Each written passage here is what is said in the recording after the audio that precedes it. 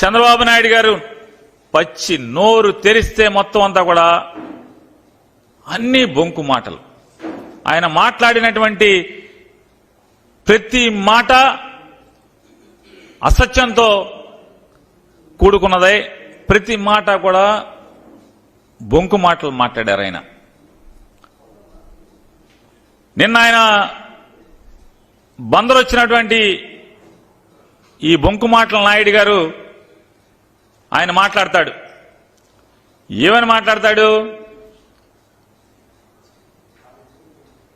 దళితులకు శిరోమండనం కేసులో శిక్ష పడ్డ తోట త్రిమూర్తులకు సీట్ ఎందుకు ఇచ్చావు జగన్?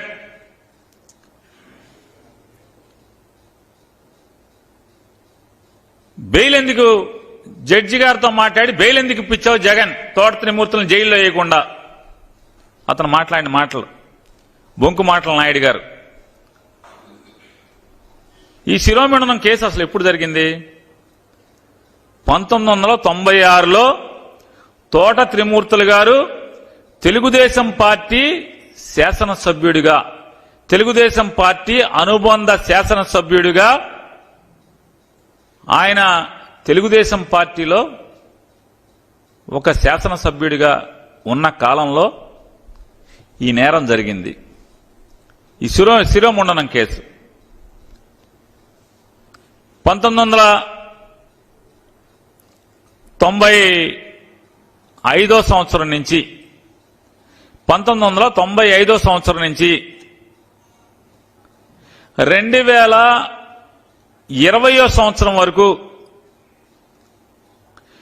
1995 సంవత్సరం నుంచి 2020 సంవత్సరం వరకు, అంటే 25 సంవత్సరాలు ఆయన రాజకీయాలు ఎవరితో చేశాడు? ఎవరు జెండా పట్టుకుని చేశారు? ఎవరు పక్కన కుర్చీలో కూర్చుని రాజకీయాలు నడిపాడు? అంటే వయసు మీద పడ్డ చంద్రబాబు నాయుడు గారు ఎంత బొంకు మాటల నాయుడు అనేది దీనికోసమే. 95 నుంచి దాదాపుగా 95 నుంచి 2020 సంవత్సరం వరకు చంద్రబాబు నాయుడు గారు కుర్చీలో పక్కన కూర్చోబెట్టుకుని ప్రతిసారి ప్రతి ఎన్నికల్లో సీట్ ఇచ్చి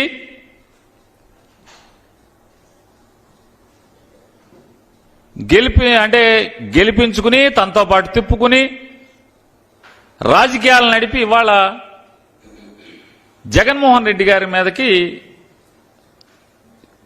బురద పూసేటువంటి కార్యక్రమం ఏమంటారు? తప్పుడు మాటలు కాదా ఇవన్నీ? చంద్రబాబు నాయుడు గారు తప్పుడు మాటలు కాదా ఇవి అంటున్నా. అంటే మీ దగ్గర ఉంటేనేమో గంగా నదిలో స్నానం చేసినట్ట, 25 ఏళ్లు మీ దగ్గర, అంటే మీరు ముఖ్యమంత్రిగా ఉండగా ఈ కేసు ఎఫ్ఐఆర్ కట్టిన ప్రభుత్వం ఎవరిది? ఆ టైం ఎవరు? ఆయన ఏ పార్టీలో ఉన్నారు? మీరేమన్నా పోనీ ఆయనకి టికెట్ లేకుండా ఆపారా? 96లో జరిగింది కదా, 99లో ఏమైనా టికెట్ ఆపారా? పోనీ ఎప్పుడన్నా ఆపారా? 2014లో టికెట్ ఆపారా?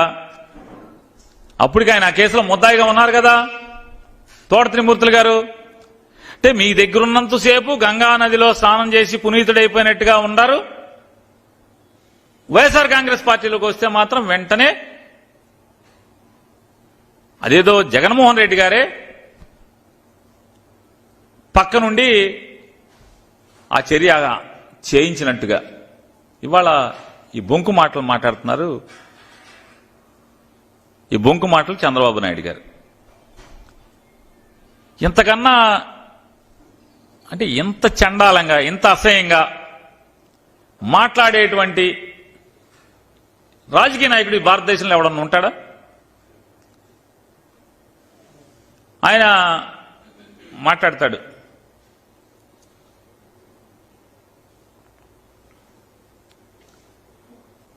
ఎంత ప్రతి మాట ఎంత పచ్చాబద్ధం అంటే,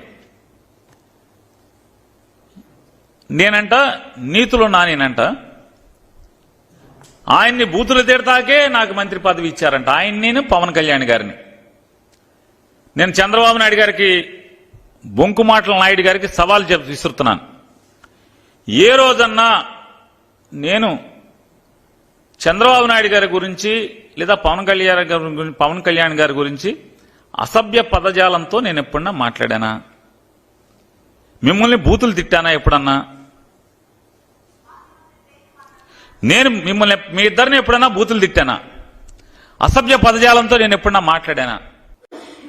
పచ్చిగా మాట్లాడతారు మీరు. ఎంత మాట పడితే అంత మాట మాట్లాడతారు జగన్మోహన్ రెడ్డి గారిని. జగన్మోహన్ రెడ్డి గారి పార్టీ జెండా మోసేవాడిగా, ఆ పార్టీ శాసనసభ్యుడిగా, తన సహచర మంత్రిగా మీకు కౌంటర్ చేయకూడదు. మిమ్మల్ని ఎదురు ప్రశ్నించకూడదు. మీకు నీతులు చెప్పకూడదు. ఎందుకయ్యా పొలంలో మర్రి చెట్టుకి తాడి చెట్టుకి వయసు వస్తుంది? కనీసం 10 మందికి ఎవడికోడికి ఏదో ఒకటి ఉపయోగపడుతుంది మనుషులకి. కనీసం ఇంత వయసు వచ్చి ఈ రకంగా మాట్లాడటం కరెక్టేనా అని మిమ్మల్ని ప్రశ్నిస్తే నేను నీతులు నానిని, మిమ్మల్ని బూతులు మాట్లాడతాను. ఏం బూతు మాట్లాడాను ఏ రోజన్నా? చంద్రబాబు నాయుడు గారు మిమ్మల్ని, పవన్ కళ్యాణ్ గారు నేనేం బూతులు మాట్లాడాను? మిమ్మల్ని ఏం బూతులు మాట్లాడాను? ఇంకా మీ వయసుకి తగ్గట్టు ప్రవర్తించకుండా 75 ఏళ్ల వయసు వచ్చి 14 ఏళ్ల ముఖ్యమంత్రి అని చెప్పుకునేటువంటి మీరు ఎంత కిరాతకంగా నా కుమారుడు పేర్ని కృష్ణమూర్తిని మీరు ఎంత దిగజారి మాట్లాడుతున్నారు. నా కొడుకు గంజాయి అమ్ముతాడా? ఇంతకన్నా ఎందుకు వయసునేది? ఈ వయసు, ఆ వయసు ఒంటి మీద వయసుకి తగ్గ మాట్లాయి. మరి ప్రజాసేవ చేయాలనేటువంటి ఆకాంక్షతో, బలమైన ఆకాంక్షతో రాజకీయాలకి అడుగుపెట్టి 4 సంవత్సరాలు నీ కొల్లు రవీంద్ర లేదా నీ పార్టీ నాయకులందరూ కూడా ఇళ్లలో పడుకుని, మీతో సహా అందరూ ఇళ్లలో పడుకుంటే అతను కరోనాలో ప్రాణాలకు తెగించి ఐసీయూ వార్డులో కూడా బందర్లో కరోనా బారిన పడినటువంటి ఏ పేషెంట్ని అడిగినా కూడా పేర్ని కృష్ణమూర్తి సేవల గురించి ఈ రోజు కూడా మాట్లాడతారు. కరోనాలో ప్రాణాలు పోతుంటే ఐసీయూ వార్డులోకి వెళ్లి అందరితో పలకరించి, అందరికీ స్వాంతన మాటలు చెప్పి, మీ ఇంట్లో వాళ్ళు బయట నుంచునున్నారు, వాళ్ళు ఈ కబురు చెప్పమన్నారని మీకు వీళ్ళ ఫోటోలు తీసి వాళ్ళతో మాట్లాడి వీడియో తీసి అవన్నీ కూడా వాళ్ళ కుటుంబ సభ్యులకి చూపించి, ఇదిగో మీ ఇంట్లో మీ నాన్నగారు లేదా మీ భార్య గారు, మీ కొడుకు ఇదిగో ఇలా మాట్లాడుతున్నాడు, ఇదిగో ఇలా ఉన్నాడు అని చెప్పి దాదాపుగా ప్రతి పేషెంట్ వాళ్ళ తాలూకాకి చూపించేవాడు. డాక్టర్లతో సమానంగా లోపల వార్డులో ప్రాణాలకు తెగించి తిరిగాడు. బెడ్లు కావాలంటే బెడ్లు అందించడం, ఎప్పుడు 24 గంటలు అదే పనిలో ఉంటే నూనూకు మేసాలటువంటి నవ యువకుడు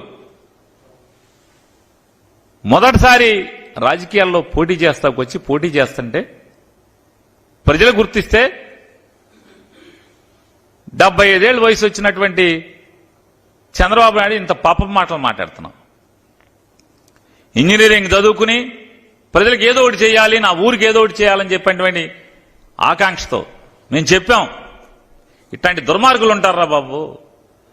చంద్రబాబు లాంటి ఆయన పార్టీలో మసిలేటువంటి దుర్మార్గులు చాలా మంది ఉంటారు. అవసరమా ఈ జీవితం మనకి? చెప్పినా కూడా ఎవరో చంద్రబాబు లాంటో లేకపోతే కొల్లు రవీంద్ర లాంటో పాపభీతి లేనటువంటి దుర్మార్గులు ఉన్నంత మాత్రాన వాళ్లకు దడిచిన ప్రజాసేవ మానుకుంటానా అని చెప్పి అతను తిరుగుతున్నాడు. అటువంటి నవ యువకుడు గురించి ఇంత పచ్చి పాపం మాటలు మాట్లాడుతున్నారు మీరు.